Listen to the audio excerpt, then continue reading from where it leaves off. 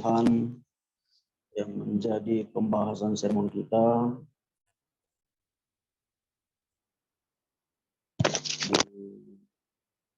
diambil dari kitab Amsal 1, Amsal 2 ayat 1 sampai ayat yang ke-6. Amsal 2 ayat 1 sampai ayat yang ke-6. Ya, saya bacakan kepada kita, marilah kita mengikuti dalam hati kita masing-masing melalui kitab kita yang di rumah masing-masing. Ya, beginilah firman Tuhan, faedah daripada menuntut hikmat. Hai anakku, jikalau engkau menerima perkataanku dan menyimpan perintahku di dalam hatimu, sehingga telinga memperhatikan hikmat, dan engkau mencenderungkan hatimu kepada kepandaian, ya, jikalau engkau berseru kepada pengertian dan menunjukkan suaramu kepada kepandaian, jikalau engkau mencarinya seperti mencari perak dan mengejarnya seperti mengejar harta terpendam, maka engkau akan peroleh pengertian tentang takut akan Tuhan dan mendapat pengenalan akan Allah. Karena Tuhanlah yang memberikan hikmat, dari mulutnya datang pengetahuan dan kepandaian. Demikianlah pembacaan firman Tuhan. Abang kakak yang dikasihi Tuhan, bila kita ingin sembuh dari sakit, pergilah kita berobat. Bila kita ingin pintar, pergilah kita belajar. Bila kita ingin sehat, pergilah kita teratur olahraga. Bila kita ingin berhikmat, pergilah kita kepada Allah dan taatilah Allah. Abang kakak yang dikasihi Tuhan, malam ini itulah yang menjadi pembahasan kita, topik pembahasan kita yaitu berbicara tentang hikmat. Inilah yang ditekankan oleh penulis kitab Amsal pada malam hari ini yang menjadi pembahasan kita. Khususnya ya, pasal 2 ayat 1 sampai 6. Amsal yang dimana kita ketahui abang kakak, sebagian besar dan khusus memang pasal 2 ini adalah yang dituliskan oleh Salomo. Salomo menekankan supaya pendengarnya pada saat itu adalah yang ditujukan adalah kaum-kaum muda, karena yang dimana dia pada saat itu adalah statusnya orang tua, supaya anak-anak ya kaum muda mau mencari dan menuntut yang namanya hikmat. Kalau judul besar pasal 2 tadi dikatakan di situ yang menuntut ya, atau berusaha untuk mencari hikmat. Sehingga setiap kaum muda hidup di dalam hikmat. Inilah yang ditekankan oleh si Amsal pada saat itu, di konteks saat itu kepada anak-anak muda, pada pendengar pada saat itu ya. Dan ini dia perlihatkan abang kakak melalui perkataannya.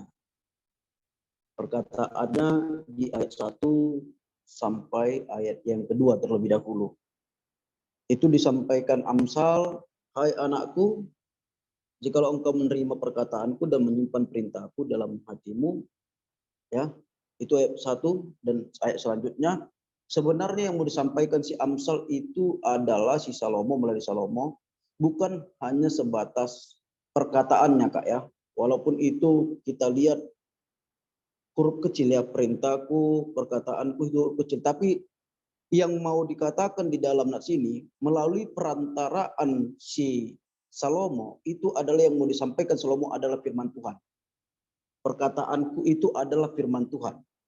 Ya, karena bisa dikatakan orang tua sebagai orang tua juga dalam mendidik anak, dalam menuntun anak, tentulah banyak melalui firman Tuhan ya kak ya, yang kita sampaikan kepada anak-anak. Dan itu juga yang disampaikan oleh si Amsal ini, si Salomo. Ya, Yang dia sampaikan sebenarnya adalah perkataan yang dimaksud di situ, dan perintahku yang dimaksudkan di situ adalah firman Tuhan. Apa maksudnya, Kak? Ketika perkataan atau perintahku ya menerima dan menyimpan di dalam hati, yaitu adalah mau menerima, mau menyimpan firman Tuhan itu di dalam hati. Dan itulah yang menjadi modal hikmat. Salah satunya hal mendasar modal hikmat adalah mau menerima dan menyimpan firman Tuhan. Itu langkah awalnya. Ya. Baru ada usaha untuk giat mencari. Giat mencari firman Tuhan itu. Seperti dikatakan di ayat 4 kalau kita lihat. Jika engkau mencari seperti mencari perak dan mengejarnya seperti mengejar harta terpendam, artinya ada penganggapan firman Tuhan itu sesuatu yang berharga.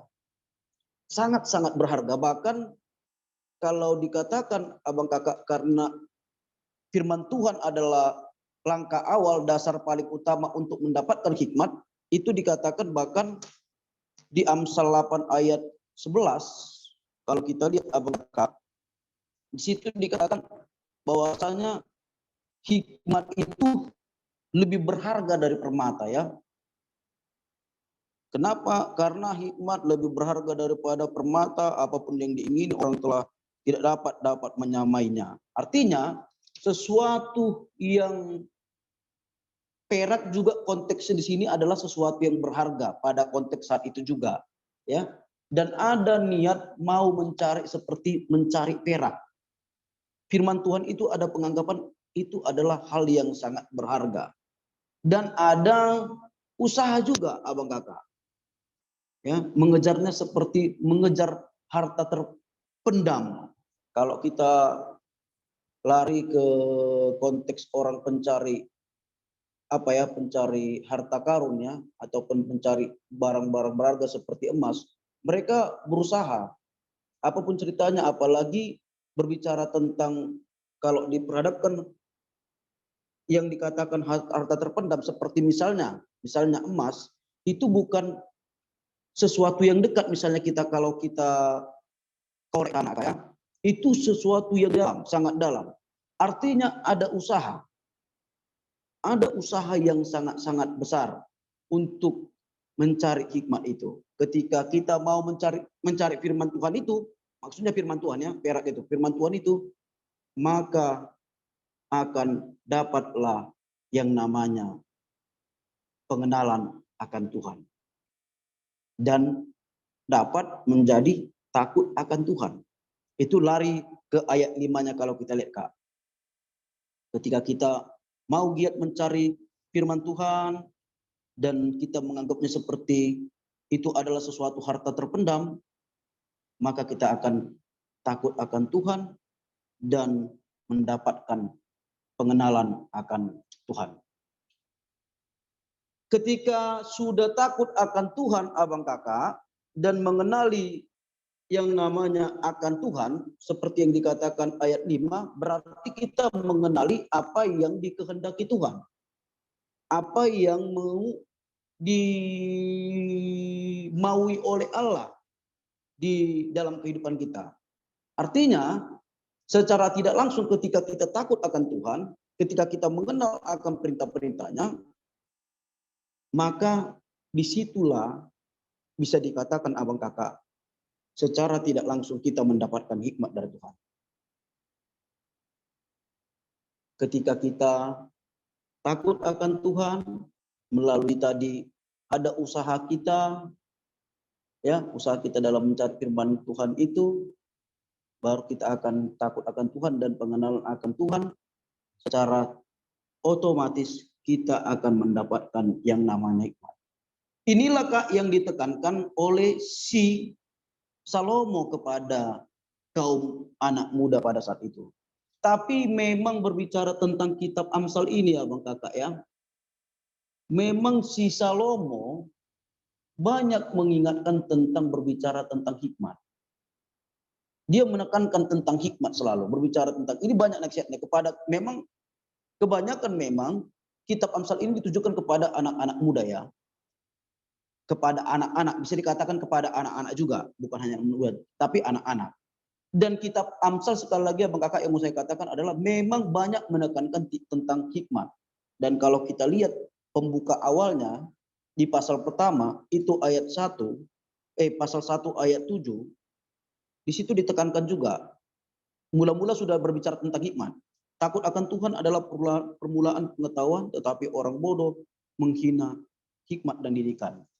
Inilah yang ditekankan si Salomo selalu di dalam kitab Amsal. Yang menjadi pertanyaan Abang Kakak, apa sih pentingnya hikmat itu?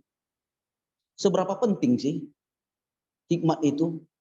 Kenapa si Salomo ini menekankan supaya kaum muda itu berhikmat di dalam menjalani hidup? Apa sih fungsinya? Kalau kita mau pintar tadi Kak, belajar, artinya ketika kita belajar itu menambah wawasan ya. Menambah wawasan, mungkin kita diperhadapkan dengan lingkungan kerja nanti bisa dapat ya melalui ilmu-ilmu yang kita pelajari dalam sekolah. Tapi hikmat ini karena melalui tadi takut akan Tuhan, seberapa penting? Iya, dikatakan Abang Kakak, apa sih fungsi yang namanya fungsi daripada hikmat itu? Paling inti fungsi daripada hikmat itu adalah Kak,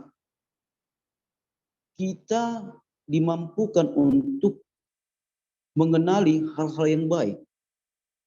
Ya. Ketika kita mengenali juga dimampukan untuk mengenali hal-hal yang baik, bukan hanya sebatas mengenali Kak, mengenali hal yang baik, tapi kita dimampukan untuk memutuskan ya, memutuskan tindakan tepat, tindakan benar yang sesuai dengan kehendak Tuhan dan tidak membuat kita menyesal. Itu pentingnya yang namanya hikmat itu. Supaya kita mampu sekali lagi Kak ya, supaya kita mampu mengenali hal-hal yang baik dan bukan sampai berhenti di situ saja, tapi kita dimampukan untuk memutuskan yang baik yang berkenan di hadapan Tuhan. Artinya ketika kita memang memutuskan hal baik yang berkenan di hadapan Tuhan, berarti kita tidak melukai hati Tuhan.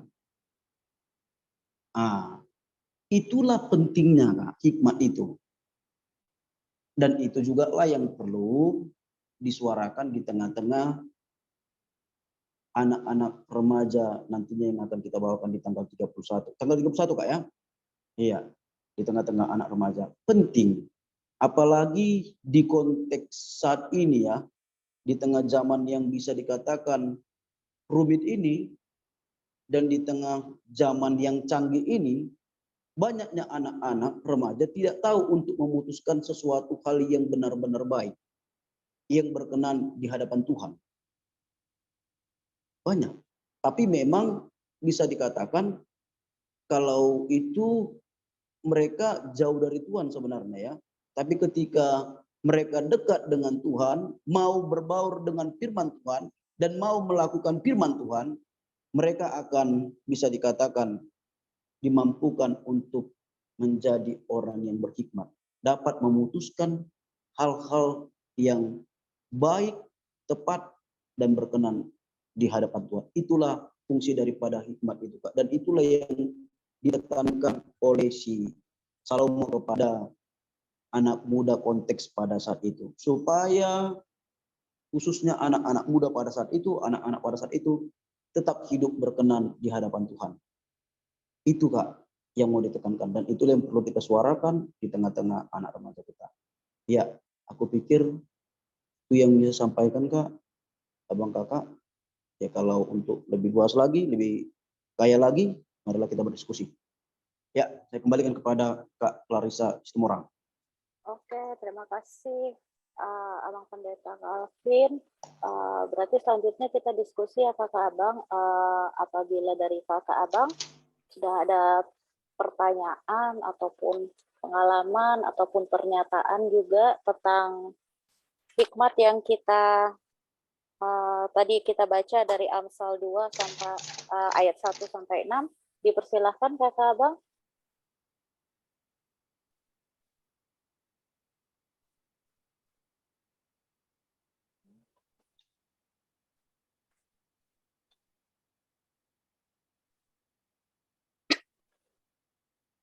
Adakah kakak abang?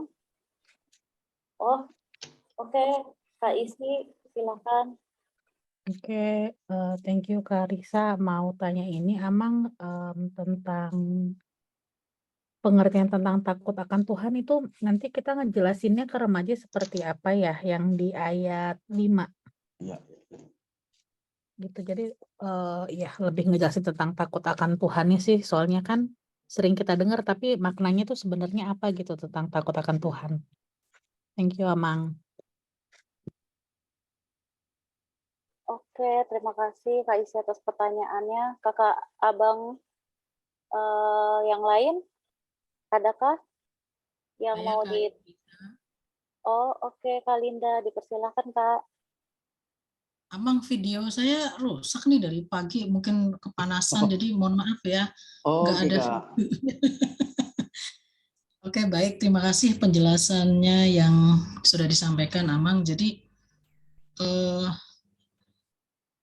ketika kita menghadapi sesuatu dilema seperti itu ya Amang ya, jadi kita ketika membaca apa yang sudah Amang jelaskan, kita dituntut untuk berhikmat. Nah, tetapi terkadang hikmat itu bagaimana cara kita memutuskan sesuatu ketika kita dituntut untuk berhikmat, sementara kita terkadang sulit membedakan perbedaan dari hikmat dan pengetahuan, seperti itu ya, Mang. Jadi terkadang itu sering bertentangan di dalam kita memutuskan suatu masalah gitu ya, di mana hikmat kita utamakan, kemudian pengetahuan juga ada di balik pergumulan itu gitu ya. Jadi pertanyaan saya sebenarnya bagaimana untuk kita bisa bijak memutuskan sesuatu berdasarkan hikmat yang lebih tentu saja kita setuju emang ya bahwa hikmat posisinya lebih tinggi daripada pengetahuan ya. Ya. Benar ya Mang ya, seperti itu Ya, ya. ya, Jadi ya. bagaimana cara kita memutuskan sesuatu sehingga kita bisa berhikmat, sedangkan terkadang keputusan yang harus kita tentukan itu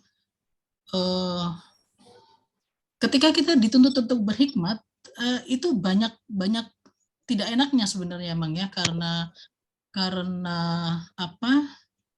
Karena apa yang Tuhan tuntut dalam hidup kita itu kan memang bukan hal yang enak-enak saja kan. Nah, seperti inilah contohnya apa namanya contoh yang gampang yang kita sering dengar dari sejak sekolah minggu lah, Raja Salomo yang rebutan anak itu ya. Ya, ya. Jadi dia ya sudah biarkan saja anak itu untuk dia daripada dipotong seperti itu ya, daripada dibelah. Sesungguhnya itu merupakan suatu keputusan yang yang berat karena dia harus melepaskan anak itu, sementara ya dia tahu bahwa lawannya itu sungguh licik gitu ya Mang ya. Ya, ya. Dan akhirnya memang anak itu tapi justru karena berhikmatnya dia itu dia menjadi menjadi pemenang gitu ya. Nah, sering hal-hal itu terjadi di dalam kehidupan kita, Amang, sehingga di mana kita sulit memutuskan untuk berhikmat karena kebanyakan tidak enaknya gitu loh, Amang. Maksudnya banyakan tidak enaknya ketika kita memutuskan sesuatu untuk berhikmat gitu. Jadi kita cenderung untuk kali-kalian dengan ilmu pengetahuan kita gitu. Jadi bagaimana cara kita menentukan atau bagaimana cara kita bisa bertindak supaya kita menjadi hikmat gitu Amang. Itu aja sih pertanyaan saya, Amang. Ya. Oke, terima kasih Kak Linda atas pertanyaannya. Berarti Amang ini mungkin bisa langsung dijawab ya Amang? Oke, Kak, oke. Ya, makasih Abang Kakak ya. Tapi nanti ini mungkin jawabanku bisa juga nanti ditambah ya Abang Kakak semua ya. Perkaya nats kita ini melalui pertanyaan-pertanyaan Abang Kakak. Ya, memang berbicara tentang pertama tadi ya yang disampaikan Apa tadi yang pertama itu? Takut Angkatku akan tadi Tuhan. mati. Tak- Ah, Pengertian takut akan Tuhan iya, yang iya, di ayat oke. 5. Kak Erlina, iya. Memang sangat sering Kak ya kita dengar pengertian-pengertian tentang atau bahasa takut akan Tuhan, tapi pemakna atau penjabarannya kita mungkin banyak memahami, mungkin terlalu banyak ya. Dan memang betul kalau kita mau mengembangkannya sangat banyak. Apa itu sih takut akan Tuhan?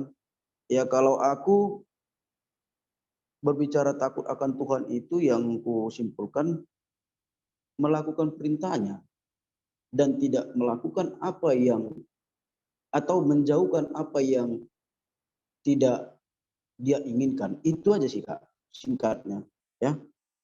Sekali lagi ya, melakukan perintahnya. Takut akan Tuhan adalah mau melakukan perintahnya dan menjauhi apa yang tidak diperintahkannya. Yang tidak diperintahkannya tentu dosa, kan gitu. Itu sih implementasinya, penjabarannya ya banyak. Kalau kita lihat contoh-contoh melalui kehidupan kita ya, misalnya jangan mencuri, itu mungkin contoh-contohnya kan. Itu bentuk tidak mau mencuri ya dan tidak mau melakukan pencurian, itu adalah satu, aku bilang, gambaran takut akan Tuhan. Artinya Kak masih banyak lah lagi, tapi abang kakak bisa lah mengasih contohnya ya. Artinya mau kutekankan, ku garis bawahi adalah mau melakukan takut akan Tuhan adalah mau melakukan perintah Tuhan dan menjauhi apa yang dilarang oleh Tuhan. Itu yang pertama Kak ya. Baru Kak Linda. Iya, mungkin Kak Linda kulihat orangnya menjaga perasaan Kak ya, Kak Linda ya. Misalnya dalam memutuskan satu hal yang betul-betul ada pertimbangan banyak, mungkin menjaga perasaan, misalnya nanti sakit hati gini-gini. Tapi mau ku bilang Kak, bagaimana caranya? Caranya hanya seperti ini Kak. Satu-satunya adalah kita takut akan Tuhan saja, dekat dengan Tuhan. Dan otomatis, aku yakin Kak, karena tadi gini, kalau kita lihat di ayat 5 itu, dan disambungkan ke ayat 6, dia pertama yang disampaikan itu adalah takut akan Tuhannya.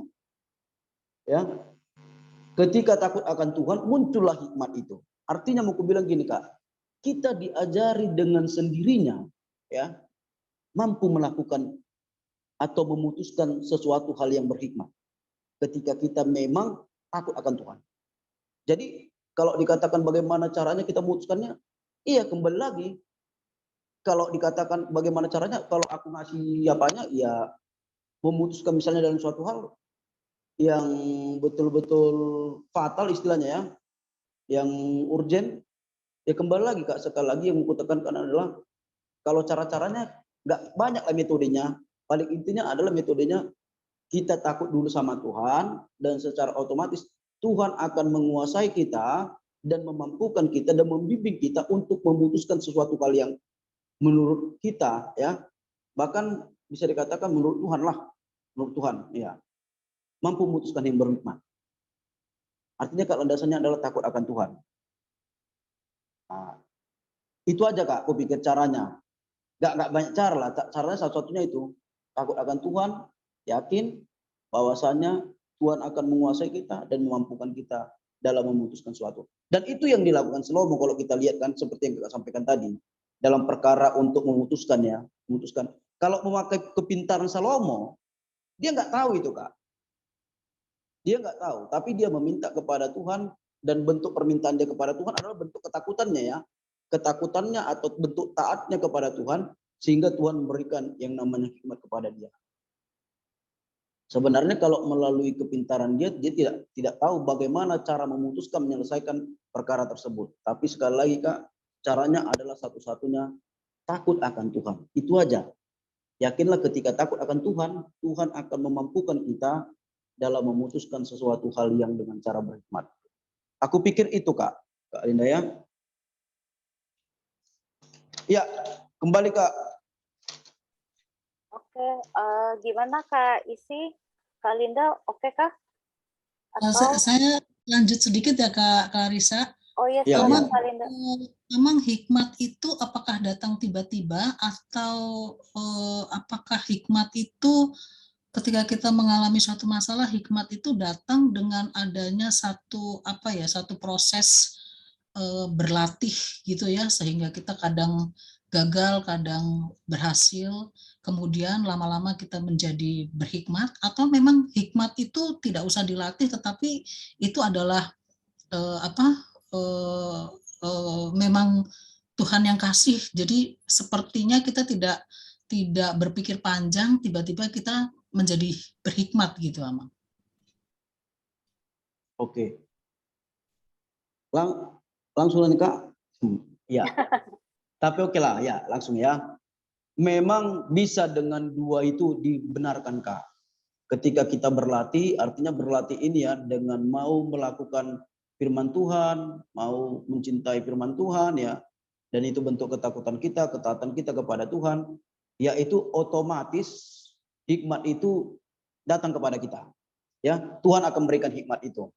Ya, karena sekali lagi Kak, hikmat itu adalah kita mengenali yang mana yang dikehendaki Allah. Ya, kalau kita lihat di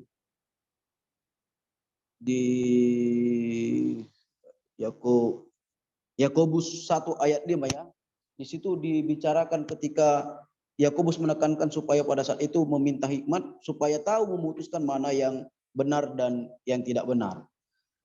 Pertama Kak, berlatih bisa ketika kita ya mau setia kepada Tuhan melakukan firman-Nya. Kedua, bisa juga Kak dalam posisi kita misalnya ya, kita terpuruk. Ya, terpuruk, diperhadapkan dengan situasi yang kita frustasi. Misalnya Kak, karena frustasi ya, kita mengambil keputusan ada dua. Ya, mungkin bisa jadi maaf Kak, maaf abang kakak, bunuh diri diperhadapkan dengan konteks itu.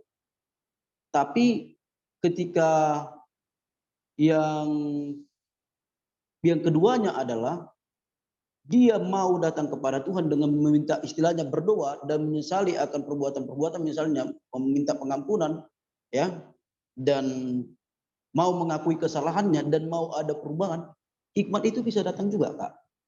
Aku pikir dengan sendirinya. Ketika kita meminta sama Tuhan, itulah bentuk ketaatan juga, satu bentuk ketaatan dan hikmat itu datang. Dan itu yang dikatakan si Yakobus kalau kita lihat Yakobus 1 ayat 5. Makanya coba kita lihat Kak, Yakobus 1 ayat 5. Yakobus Ya, 1 ayat 5. saya bantu bacakan ya, Mang. Iya. Tetapi apabila di antara kamu ada yang kekurangan hikmat, hendaklah ia memintakannya kepada Allah yang memberikan kepada semua orang dengan murah hati dan dengan tidak membangkit-bangkit, maka hal itu akan diberikan kepadanya. Nah, artinya yang mau katakan bisa Kak, diminta ya. Tapi permintaan itu adalah, makanya aku bilang tadi sekali lagi ketika minta di dalam doa ya, artinya kan itu bentuk ketaatan kita. Ada perasaan rendah. Kita menyadari kita adalah rendah ya, rendah di hadapan Tuhan. Nah, dengan sadar Kak, dengan bukan berpura-pura, karena Tuhan juga tahu ketika kita berpura-pura, ya. Tapi ketika kita dengan kerendahan hati datang kepada Tuhan meminta hikmat, akan datang Kak. Artinya bukan hanya proses, pokoknya dua lah Kak ya, bisa berlatih bisa dengan konsep yang bertobat. Itu aku bilang bertobat bisa dikatakan ya.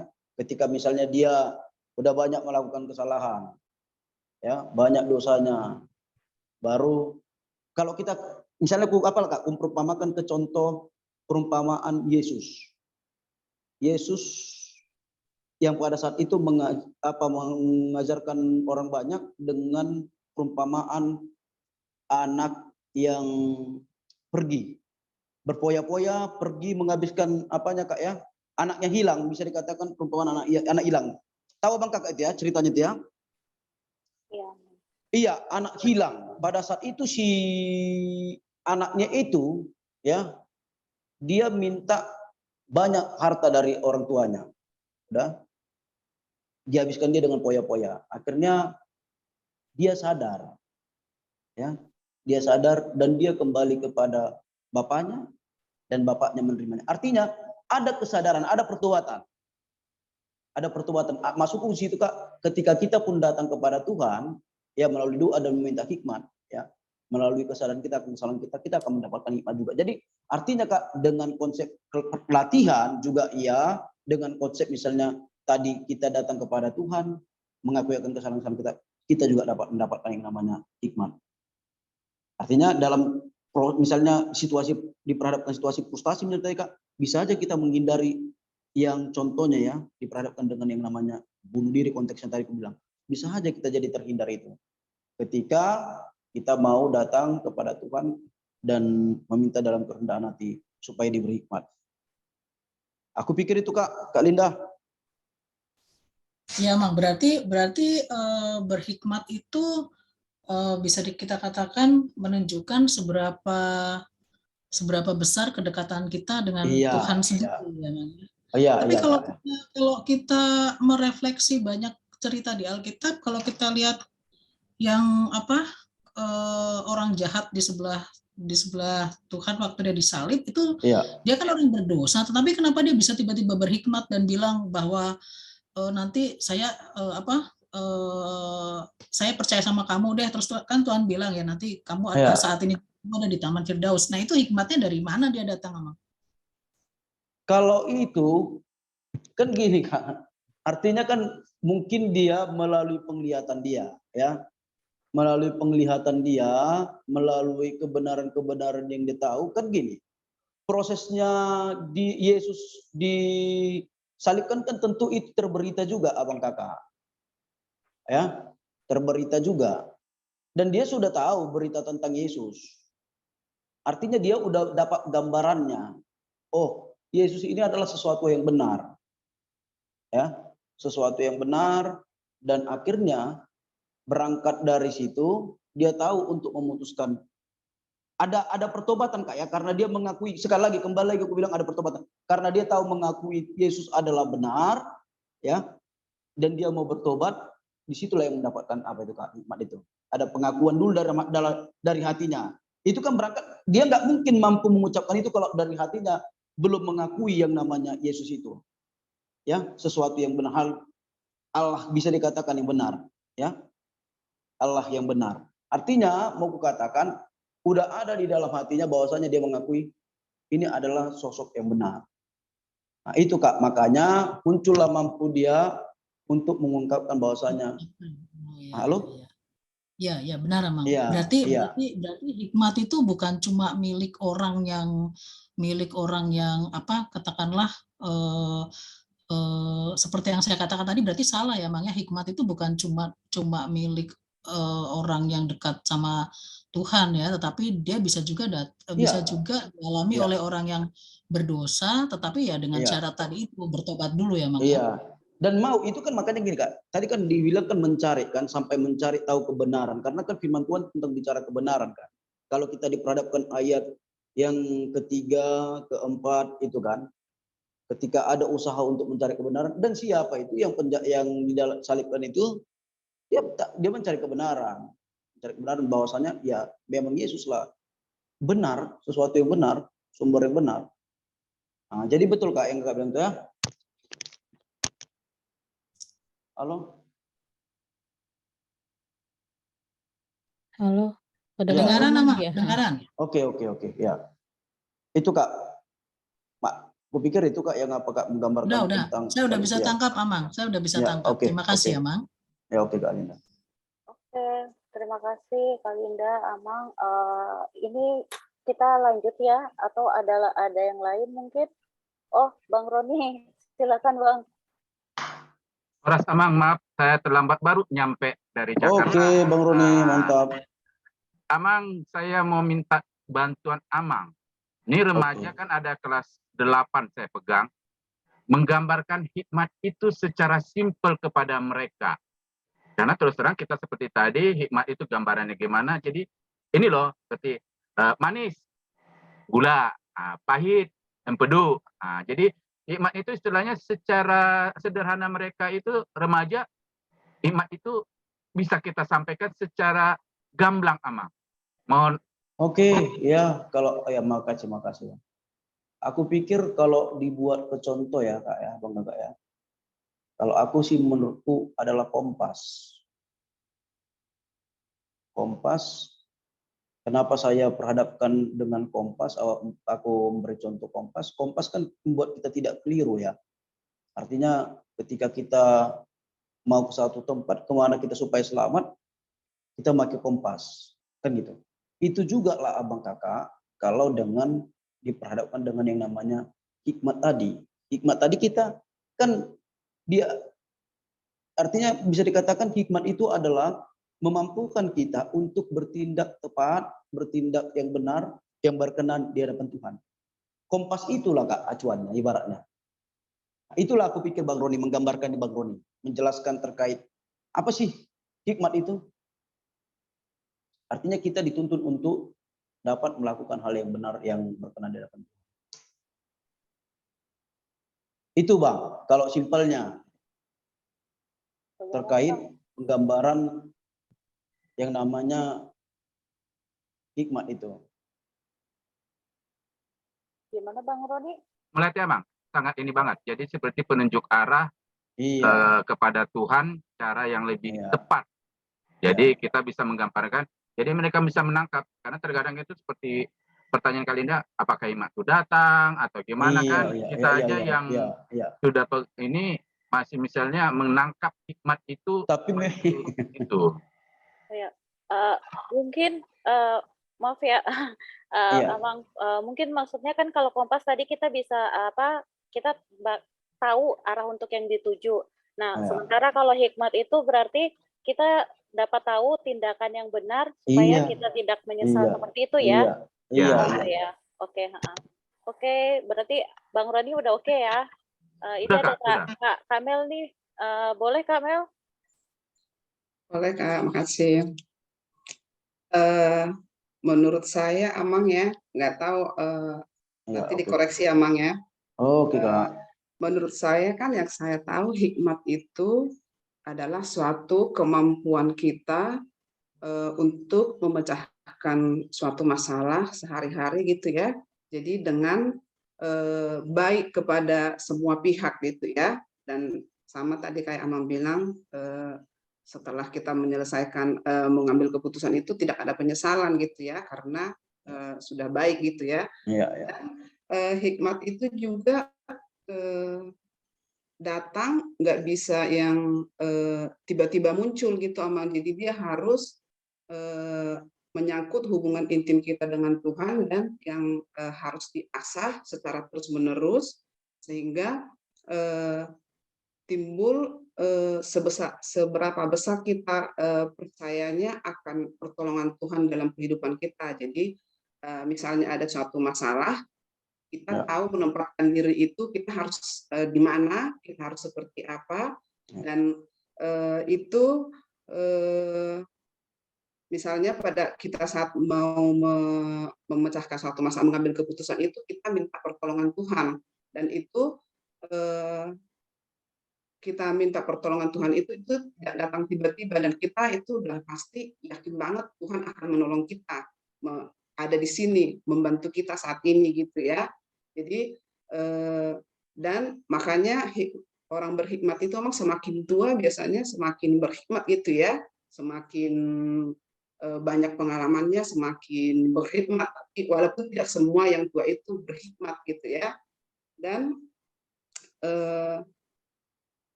itu memang jadi tadi hikmat itu dia tidak bisa datang secara tiba-tiba gitu emang. Jadi kita harus benar-benar bergumul dan berserah kepada Tuhan, dan kita yang penting kita harus yakin bahwa di situ ada campur tangan Tuhan sehingga keputusan yang benar itu bisa kita dapatkan. Jadi berhikmat itu kita bisa menempatkan diri di situasi apapun dan mengambil tindakan yang baik untuk semua gitu Amang.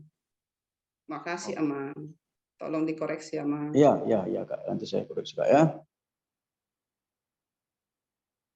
Oke, mungkin ada kakak abang yang lain. Oh, Bang Roni udah, mungkin Bang Willy. atau kakak-kakak yang lain mungkin ada apa pernyataan atau pertanyaan atau tanggapan terhadap pertanyaan-pertanyaan yang tadi? Ya, bisa. Bisa itu biar makin kembang. Apa, Mang? Dan satu lagi, Mang. Oke, Kak, ya. Hikmat itu tidak bisa didapatkan di pendidikan sekolah karena Mang. Enggak, berbeda Dia benar-benar datang itu dari Tuhan gitu loh. Jadi kadang seberapapun pintarnya kita belum tentu berhikmat gitu, Mang. Makasih. Oke, makasih Kamel. Kakak Kak Clarissa Abang. bisa saya Ya. nambahin sama pendeta? Iya, bisa lah. Ya.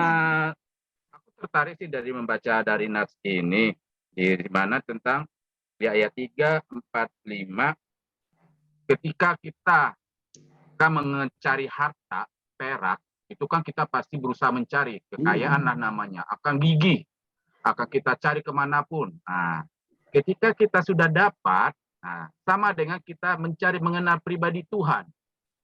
Di situ kita akan mengenal pribadi Tuhan. Makanya di sini kita akan pengertian akan jadi takut akan Tuhan dan mendapat pengenalan akan Allah. Jadi kita akan melihat benar-benar mengenal pribadi itu Tuhan itu bagaimana. Jadi takut itu dalam hal bukan takut karena apa ya, tapi takut karena Tuhan itu amat baik, teramat baik dalam kehidupan kita. Jadi bukan hal dalam takut ngeri gitu. Akan tetapi kita yakin, oh iya ya, yaitu dengan cara mungkin membaca Alkitab dengan menggali bagaimana Tuhan itu begitu kasih, sehingga dengan demikian kita makin dekat. Oh iya ya, kita ini kan terdiri dari debu dan tanah. Nah, tidak ada artinya di ban, tapi Tuhan itu benar-benar tidak memperdulikan dosa kita. Jadi mungkin di sini kita maka semakin kita mencari dekat kepada orang tersebut, semakin tahu kita orang itu baik dan cintanya kepada kita. Itu yang mungkin kita titik beratkan mungkin Amang. Tapi kalau ada salah Mang tolong dikoreksi. Lihat Amang. Oke. Mungkin kakak Abang yang lain?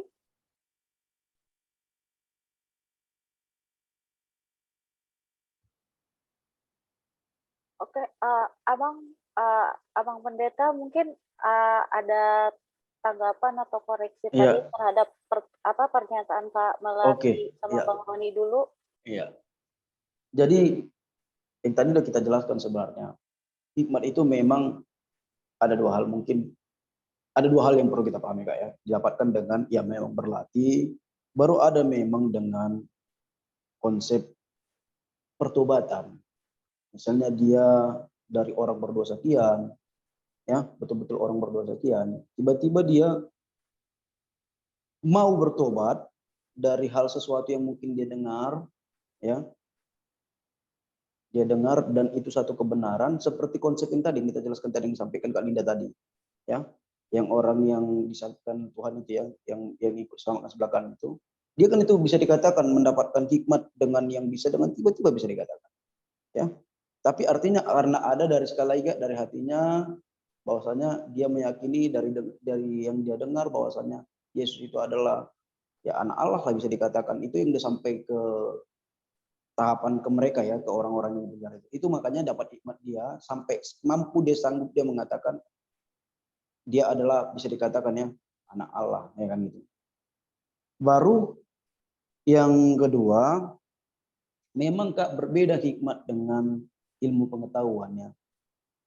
Itu harus kita tekankan. Tadi kalau aku bilang tadi kan kalau mau pintar itu kan adalah menambah wawasan aja. Wawasan ilmu pengetahuan. Dan banyak ilmu orang pintar yang banyak ilmunya. Maka abang kakak mungkin dia udah sampai gelar doktor mungkin ya. Tapi tidak berhikmat. Apa ketidakberhikmatan dia yang kita lihat?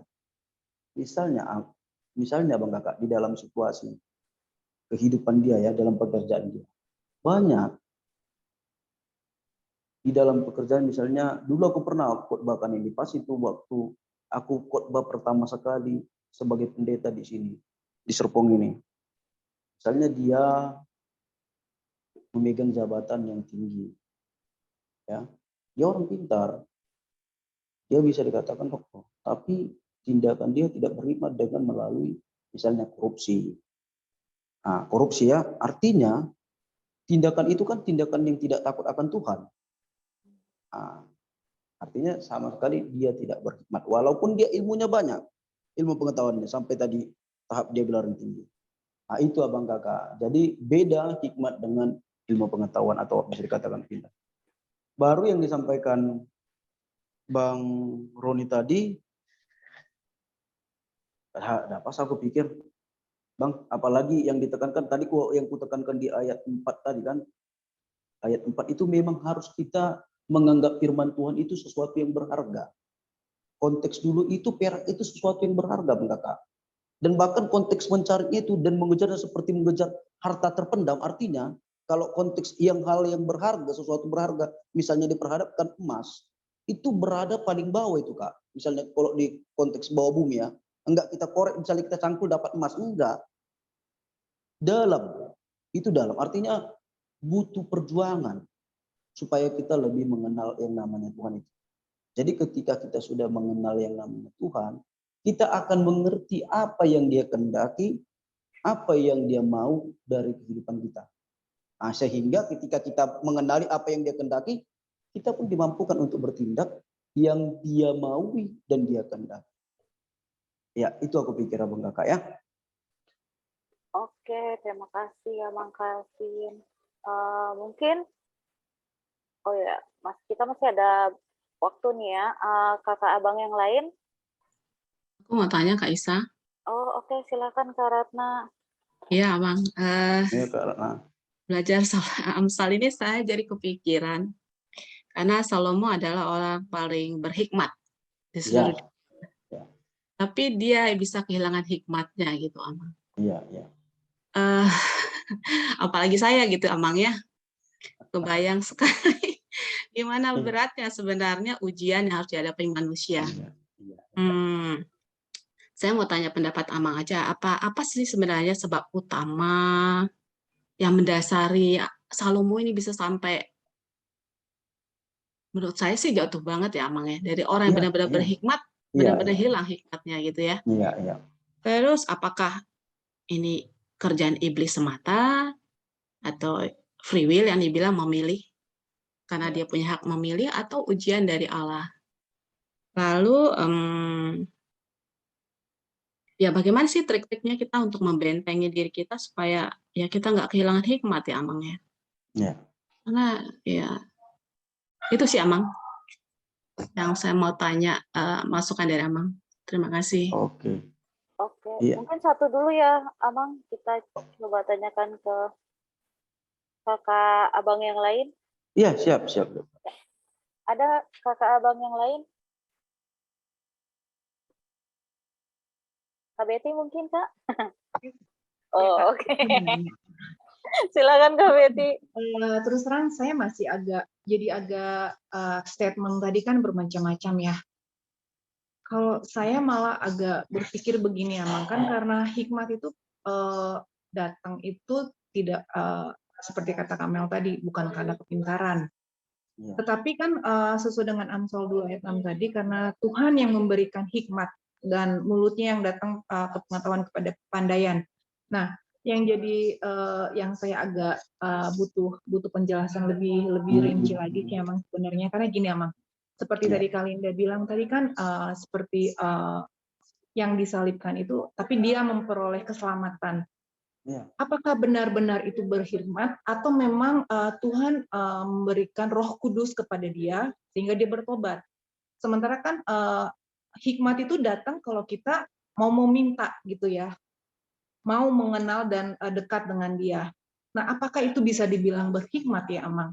Apakah memang Roh Kudus menggerakkan hati itu penjahat sehingga dia bertobat dan dia diselamatkan? Seperti itu. Dan ada lagi satu pertanyaan juga Amang. Ini saya mau tanyakan kepada Amang, karena ini kenyataan yang terjadi di dalam kehidupan nyata. Ada orang yang memang dia sungguh-sungguh begitu dekat dengan Tuhan, bahkan tanda kutip dia itu orang yang saleh dalam artian mengenal Alkitab aja dia mungkin hafal beberapa ayat yang kita tuh mesti buka dulu dia udah hafal gitu kan, Mas. Tapi apakah itu saking berhikmatnya, saking dia memiliki iman yang kuat, dia merasa bahwa misalnya tanpa bekerja keras pun Tuhan akan memberikan rezeki kepada dia. Apakah itu kurang berhikmat seperti itu? Jadi sehingga misalnya gini, sebenarnya dia harus bekerja keras nih untuk bisa membiayai kehidupan keluarganya. Tetapi dia hanya berdoa, Tuhan, kita yakin Tuhan akan berikan berkat. Tetapi dia mengabaikan bahwa tanggung jawab dia sebagai manusia untuk bekerja keras untuk menghidupi keluarga. Jadi dia terlena dengan kondisi bahwa Tuhan akan memberikan berkat. Apakah dengan seperti itu orang yang begitu dekat dengan Tuhan, yang benar-benar menyandarkan hidupnya bahwa Tuhan akan memberkati saya apapun yang terjadi, dan seakan-akan ya tanda kutip memang kita melihat dia kok kayak tidak berusaha untuk memperjuangkan keluarganya supaya menghidupi misalnya, kayak kurang greget gitu Amang. Karena itu tadi dengan statement yang selalu dibalik bahwa Tuhan akan memberikan berkat kepada kita. Nah, apakah itu termasuk kurang berhikmat padahal dia begitu dekat dengan Tuhan? Itu sih Amang pertanyaan saya. Oke, makasih Kak Betty. Ini mau apa, Abang langsung lah Kak. jawab langsung aja. Iya. Langsung aja. Ya, oke. Jadi seperti pertama tadi yang bilang Kak Ratna, faktor apa yang bisa membuat orang tidak berhikmat? Pertama itu Kak ada mempengaruhi satu yang pertama ya, free will ya. Karena kehendak bebas itu diberikan sama kita. Jadi terkadang kita lupa ya dengan kehendak Tuhan, apa yang dikehendaki Tuhan. Ya, itu bisa mempengaruhi satu sisi. Tapi memang hal itu dipengaruhi memang kembali lagi ketika kita memang tidak dekat sama Tuhan. Ya, tidak dekat dengan Tuhan. Apalagi dengan konteks diperhadapkan dengan cobaan-cobaan, dengan godaan-godaan, ya. Baru yang namanya diperhadapkan dengan ya godaan duniawi bisa dikatakan kan itu yang menghancurkan si Salomo, yang membuat dia tidak berhikmat ya. Kalau kita melihat dari awalnya dia berhikmat, tapi karena dia diperhadapkan dengan situasi duniawi dan dia tidak dekat lagi sama Tuhan, itu yang membuat dia menjadi bisa dikatakan tidak melakukan lagi hikmat dari Tuhan, tidak mendapatkan hikmat dari Tuhan. Artinya Kak, kehidupannya pada saat itu memang sudah jauh dari Tuhan ya.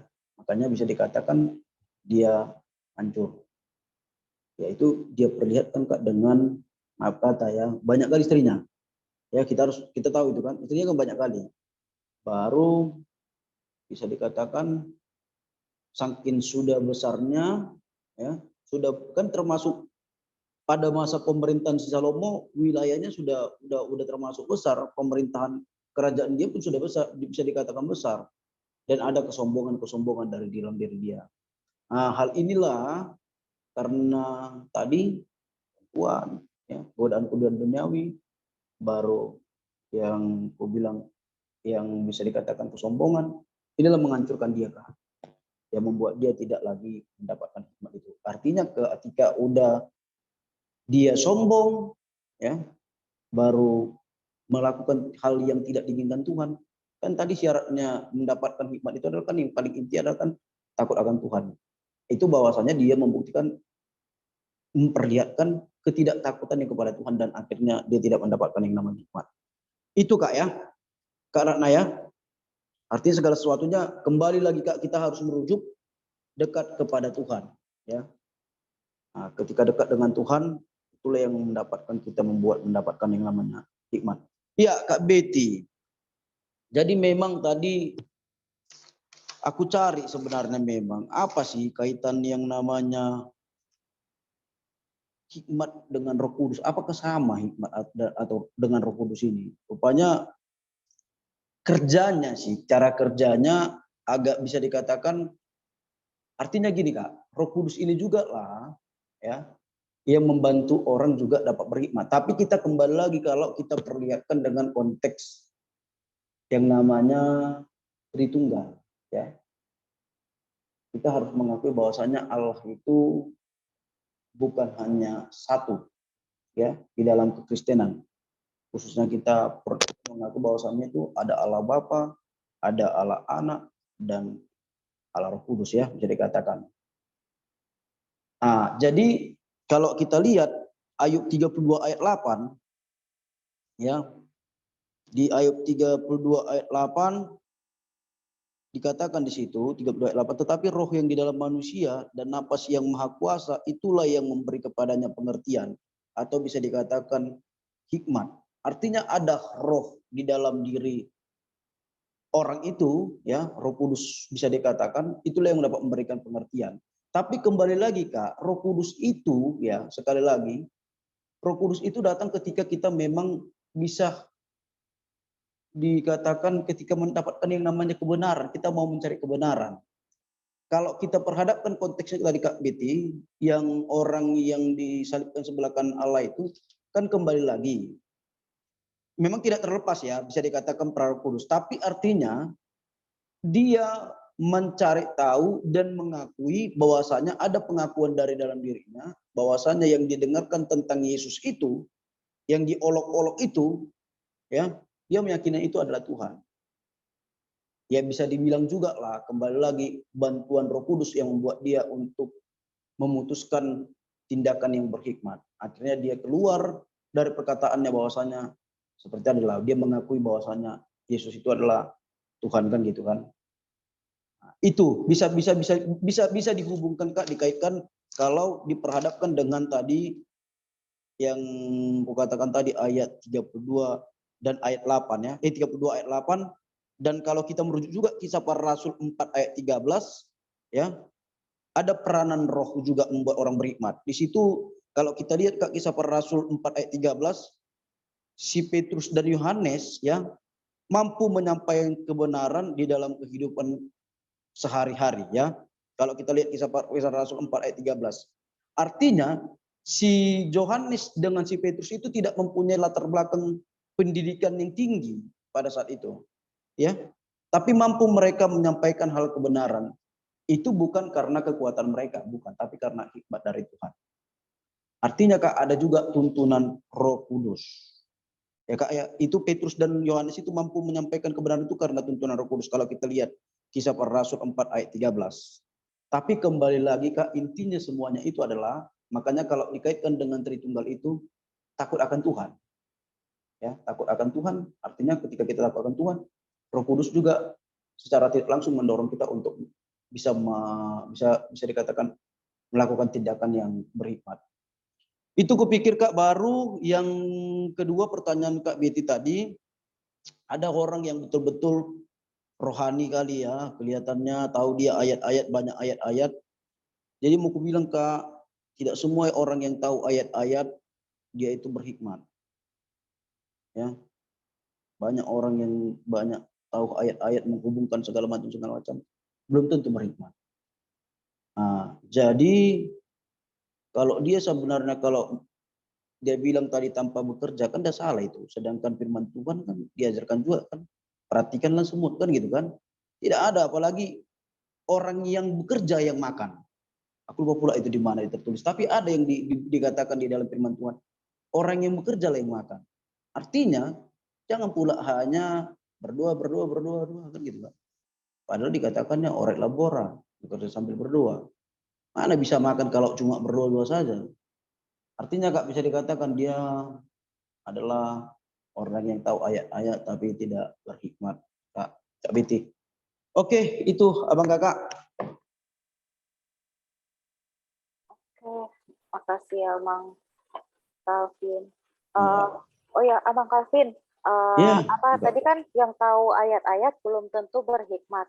Mungkin ini maksudnya ini ya. Jadi dia tahu ayat, cuma sekedar tahu tapi tidak menerapkannya di dalam kehidupan sehari-hari. Seperti itu bukan sih maksudnya, Bang? Artinya gini Kak, dia punya penafsirannya tersendiri, salah menafsirkan. Makanya perlu memahami ayat itu dengan benar. Tidak dengan sesuai kehendaknya.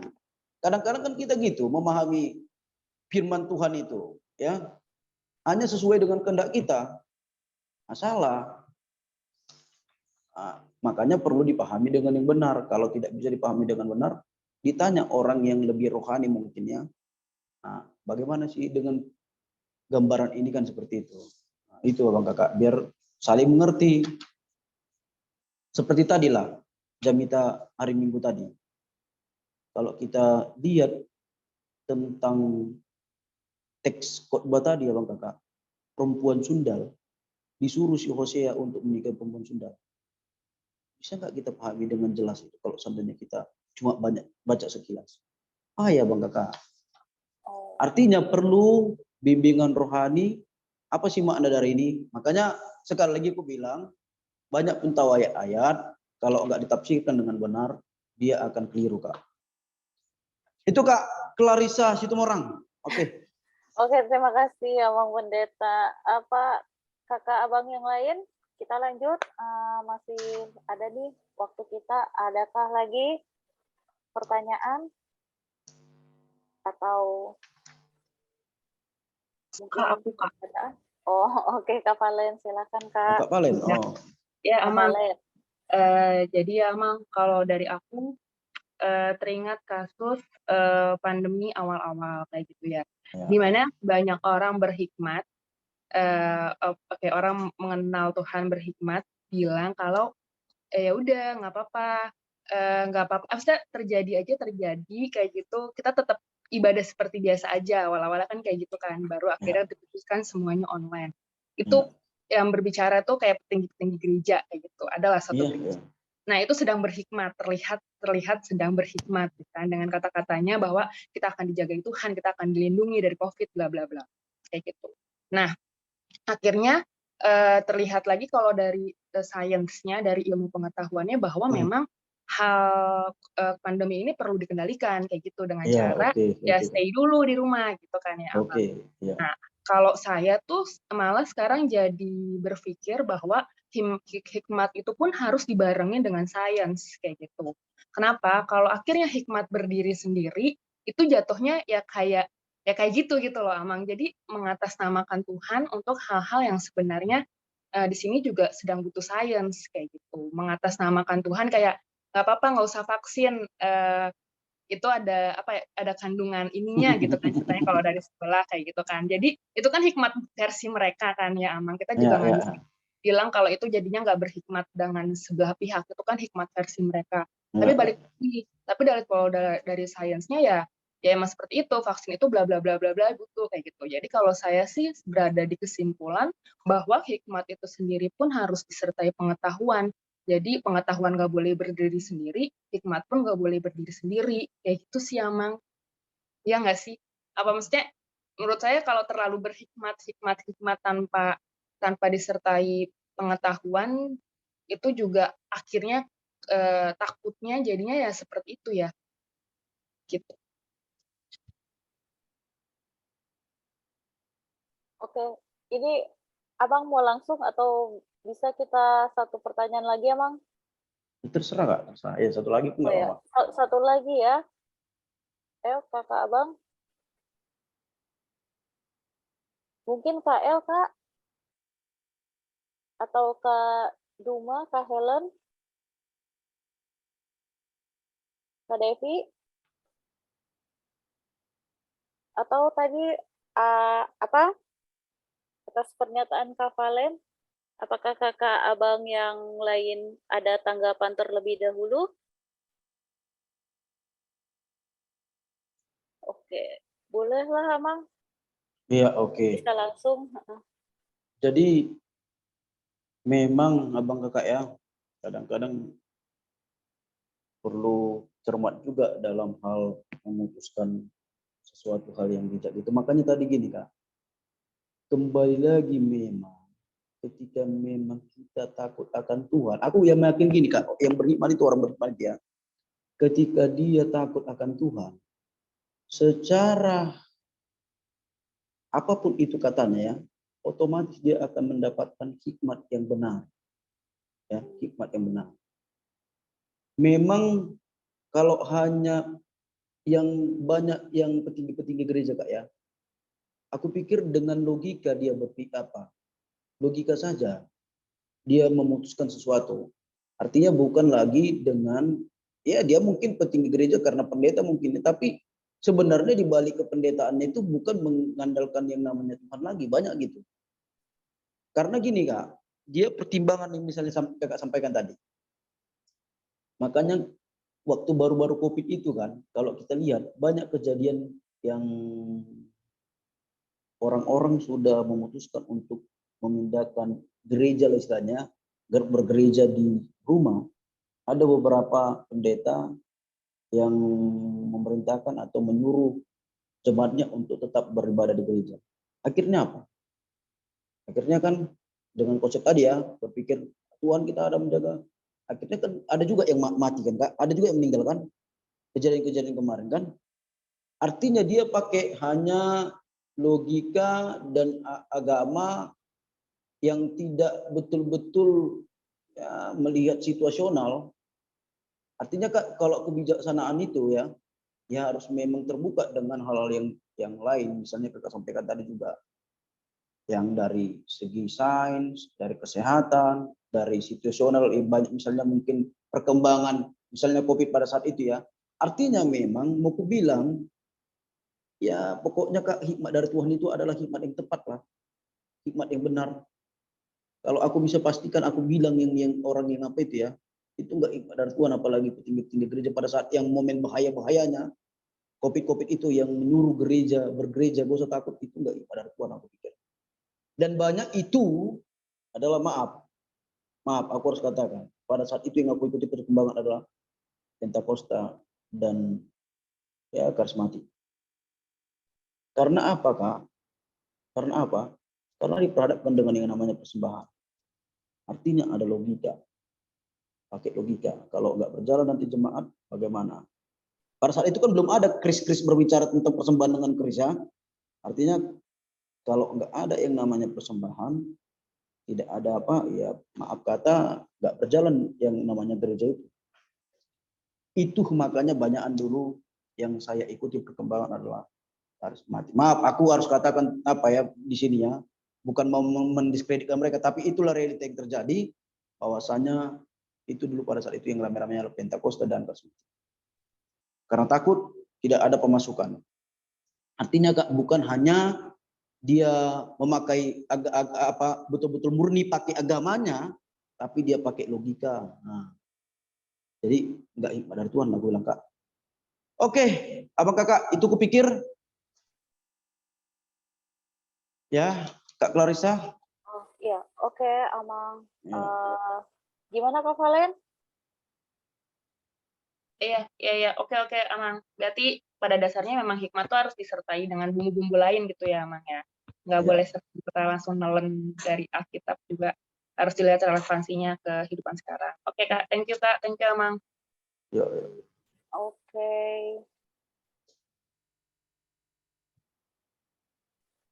Oke, ada kakak abang yang lain? Masih bisa nih kita satu per... Oh, maaf ya.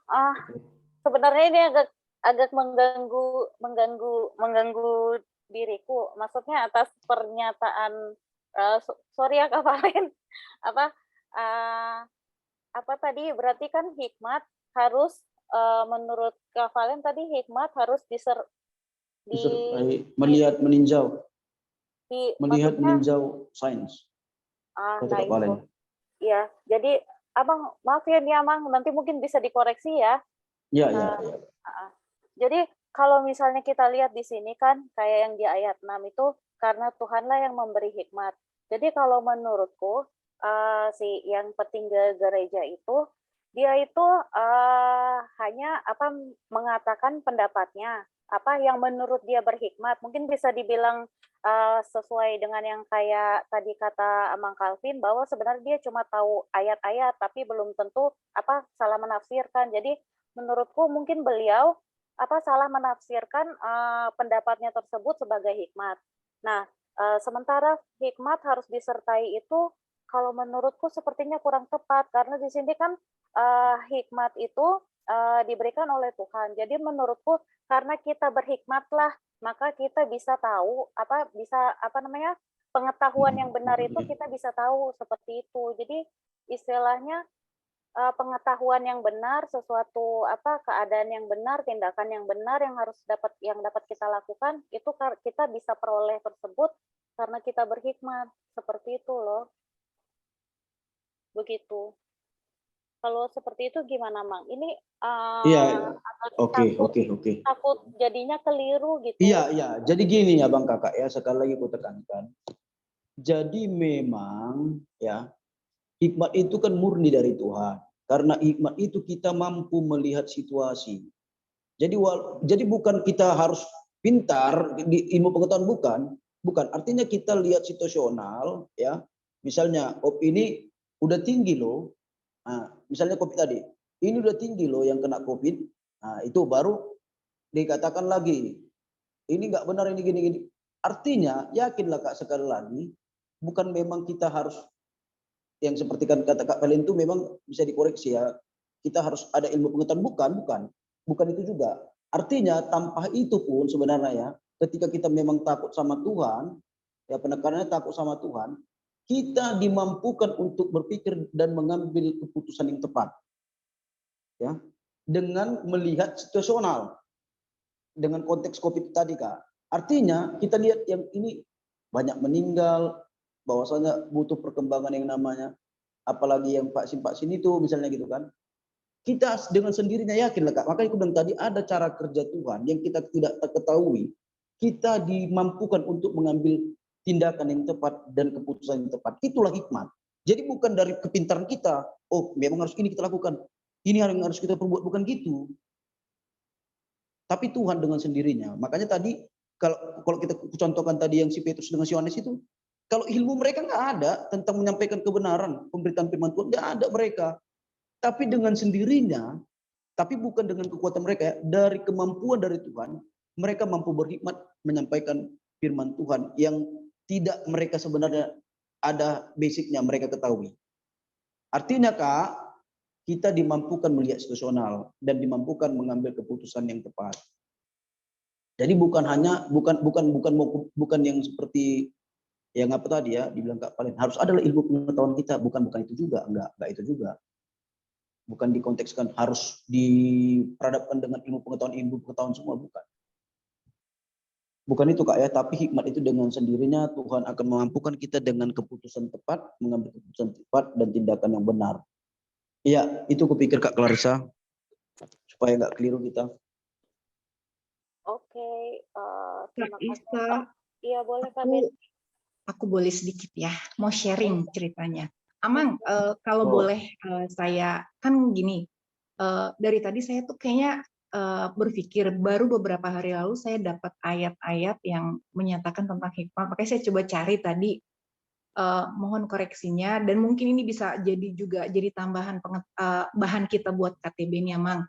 Di sini di sharing yang disampaikan di WA grup saya itu bahwa ada 5 orang yang memiliki 5 ciri orang yang berhikmat berdasarkan Amsal ya, Amang. Yang pertama ya memang takut akan Tuhan. Itu di Amsal 9 ayat 10. Ya.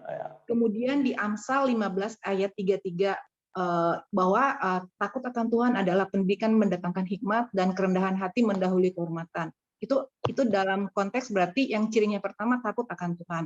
Kemudian yang kedua memiliki pengertian. Itu terdapat di Amsal 10 ayat 13. Di bibir orang berpengertian terdapat hikmat, tetapi pentung tersedia bagi panggung orang yang tidak berakal budi. Jadi mungkin di sini memiliki pengertian juga, Amang. Kemudian yang memiliki pengertian terdapat di Amsal 14 ayat 33. Hikmat tinggal di dalam hati orang yang berpengertian, tetapi tidak dikenal di dalam hati orang yang bebal. Berarti tadi untuk orang-orang bebal. Kemudian ciri yang ketiga memiliki kerendahan hati, Amang. Kerendahan hati itu di Amsal 11 ayat 2. Jikalau keangkuhan tiba juga cemooh, tetapi hikmat ada pada orang yang rendah hati. Di situ juga disebutkan ciri-ciri orang yang berhikmat. Kemudian yang keempat, mau mendengarkan nasihat ada di Amsal 13 ayat 10. Di situ menyebutkan bahwa keangkuhan hanya menimbulkan pertengkaran, tetapi mereka yang mendengarkan nasihat mempunyai hikmat. Kembali lagi bahasa hikmat ya, Mang. Kemudian yang kelima cirinya, rela untuk menerima hajaran dan teguran Tuhan. Itu terdapat di Amsal 29 ayat 15a. Tongkat dan teguran mendatangkan hikmat. Jadi itu 5 ciri yang berhikmat seperti itu. Mungkin bisa tambahan atau mungkin ada yang salahkah dari yang sudah saya terima itu, Amang? Gini Kak, tadi oh ya Kak, Clarissa izin Kak ya. Iya, Mang, silakan. Ya, jadi kembali lagi tadi saya tekankan kitab Amsal itu kebanyakan memang dia menekankan tentang iman. Jadi kalau Kakak sampaikan itu udah pastilah benar kan gitu kan. Nah, tapi yang mau kukatakan Kak simpelnya aja lah ya. Ini aku pikir kesimpulan lah aku pikirin itu Kak ya. Bisa dikatakan ya. Simpel aja lah kita. Intinya yang mau ditekankan si Salomo itu adalah berbicara tentang hikmat, mencari haus akan yang namanya apa itu, mencari hikmat itu ya, mencari kebenaran Tuhan itu firman Tuhan. Iya, maka kenapa yang perlu kita ketahui Kak, sekali lagi penekanan itu adalah kenapa memang harus ditekankan kali yang namanya hikmat itu. Seberapa penting, seberapa berharganya hikmat itu. Itu aja dulu kita tarik Kak. Garis besar apanya yang perlu kita pegang. Seberapa penting sih? Apa sih pentingnya? Kalau ilmu kan, kalau kita tanya adik-adik misalnya, adik-adik remaja, kalau kau mendapatkan ilmu pengetahuan, apa yang terjadi dengan dirimu? Kau belajar, mendapatkan ilmu pengetahuan, apa yang terjadi dirimu? Kan ada sesuatu hal penting juga ilmu pengetahuan kan gitu kan? Membuat dia pintar, mengetahui banyak hal mungkin gitu kan? Begitu juga Kak, dikontekskan dengan kalau seandainya kita pertanyakan dengan adik-adik, seberapa penting sih? Itu aja sih aku pikir penekanannya. Kenapa sih Salomo ini sampai penting kali menekankan yang namanya hikmat itu kan gitu.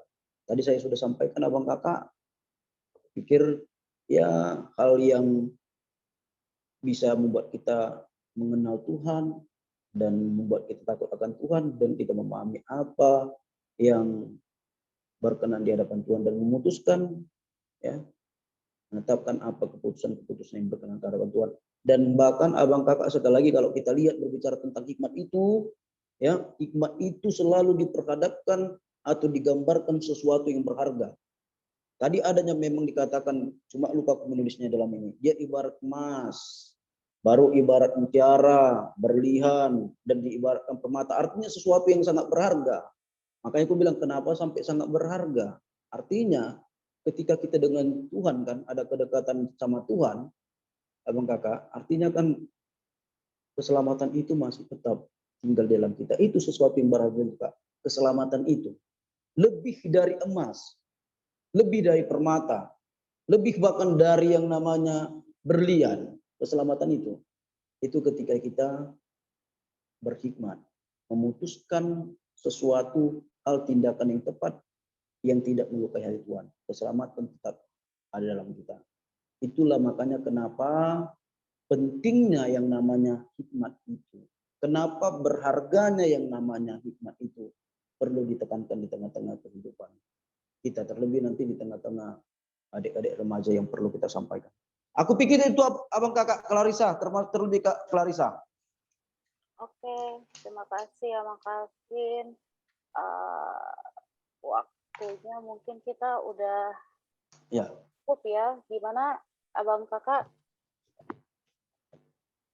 Sudah oke? Oh oke. Berarti mungkin kita bisa mengakhiri pembahasan materi kita ya untuk hari ini.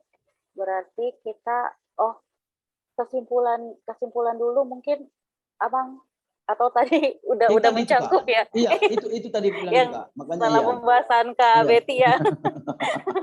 Sorry. Oke. Baiklah, kita lanjutkan ya. Aku coba share screen lagi. Kita akan bernyanyi.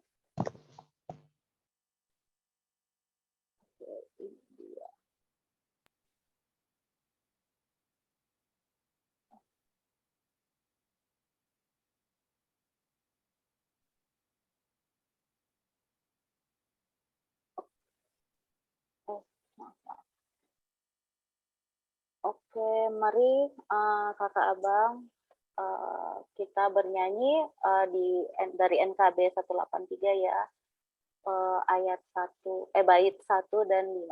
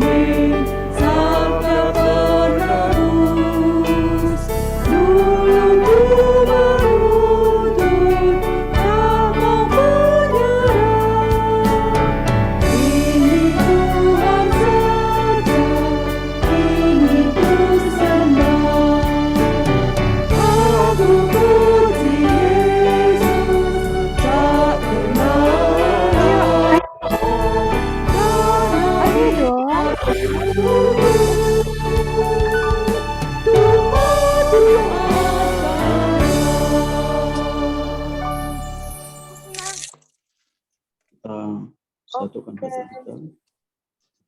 Kita berdoa. Ya, kita berdoa Bang Kakak ya. Kita bersatu dalam doa. Sungguh kami berterima kasih ya Tuhan buat segala anugerah, kasih setia yang boleh kami terima pada hari ini.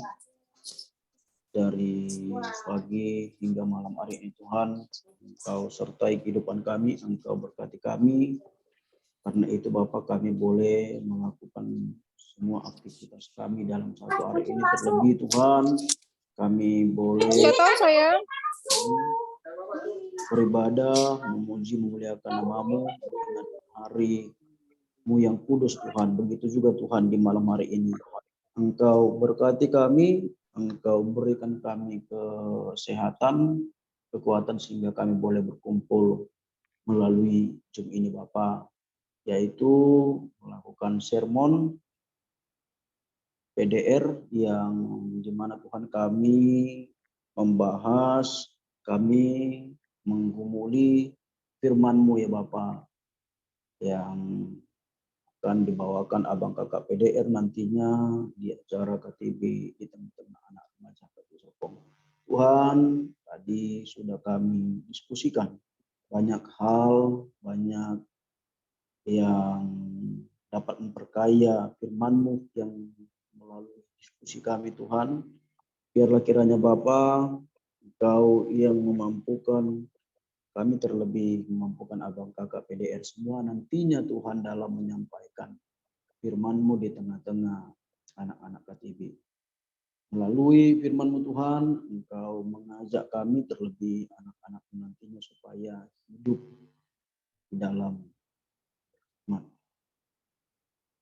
Yaitu Tuhan, Engkau ingatkan bahwasanya hikmat boleh kami dapatkan hanya melalui takut kepada Engkau. Karena itu Bapa, biarlah Tuhan yang memampukan kami, lebih anak-anak-Mu nantinya, untuk tetap setia dan takut kepada Engkau, supaya mereka memperoleh hikmat daripada Tuhan.